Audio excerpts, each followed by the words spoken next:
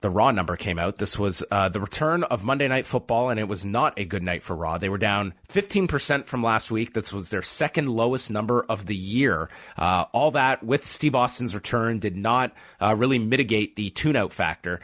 They averaged 2,130,000 viewers. The only show that did lower than this was a show back on June the 10th, which went against a Raptors Golden State Warriors game that over 18 million people were watching that night.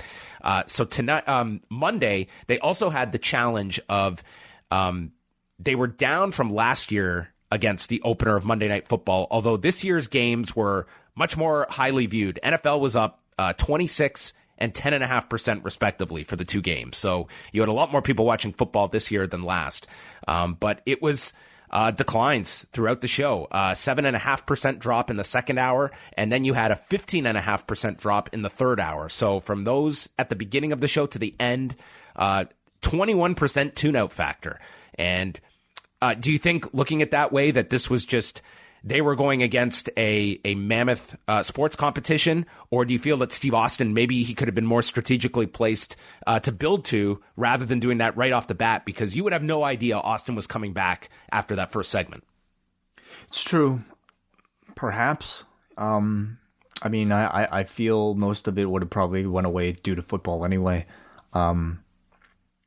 It's hard for me to think. Because Austin, we just saw, I just don't think even Austin appearing was that big of a deal in the grand scheme of things. I thought he would hold up better than this. Right. Well, I mean, honestly, I'm not a football fan, so I can't really speak to that culture of things. But I imagine they will look at this and just think about it as, football. Like they're can't really beat them. Yeah, it's just.